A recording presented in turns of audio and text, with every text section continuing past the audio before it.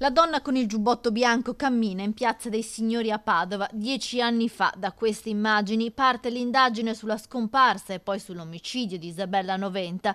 Era la notte del 15 gennaio del 2016. Sono passati già 10 anni dalla morte della segretaria di Albignasego. Il suo corpo non è mai stato ritrovato. Pochi giorni dopo, i poliziotti che indagano sulla sparizione capiscono che quel tragitto, che sembra studiato per lasciare traccia nelle telecamere cittadine di videosorveglianza, non è stato fatto da Isabella, ma da Manuela Cacco, tabaccaia di Camponogara, complice di quelli che saranno condannati come responsabili e autori materiali del delitto, i fratelli Freddy e Deborah Sorgato.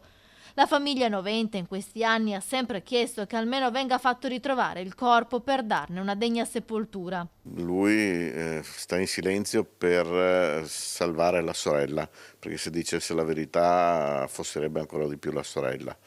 Adesso, se dovessero mandare qualche lettera di scuse, sarebbe solo per un fine, per un secondo scopo, cioè quello di ottenere prima i permessi. Mamma Ofelia è morta 3 anni fa dopo la figlia, senza avere risposte, distrutta dal dolore. Secondo il fratello di Isabella, Paolo, a sferrare i colpi mortali fu Deborah Sorgato in casa del fratello Freddy. Era lì anche il 16 gennaio di 10 anni fa, il giorno dopo la scomparsa della 52enne, quando Paolo la va a cercare a casa di Freddy, con cui Isabella era uscita la sera prima a mangiare una pizza. Non ha mai avuto il timore, perché Freddy sembrava una persona timida, introversa, che nessuno si sarebbe mai immaginato una cosa del genere. Movente e arma del delitto non furono mai stabiliti, si ipotizzò gelosia, denaro, rabbia, invidia e che il corpo fosse stato fatto sparire all'estero, trasportato in una cisterna in uso a Freddy, che di professione faceva il camionista.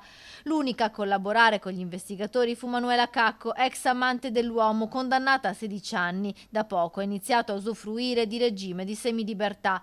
I fratelli Sorgato sono stati condannati a 30 anni. E mi sembra di essere nei paesi dei balocchi per queste cose, perché quando c'è stato il processo mi hanno detto 30 anni di carcere, va bene, sono congrui, cioè immagino che 30 anni sono tanti, però averne fatti meno della metà e iniziare già a uscire, questo mi fa un po' di tristezza.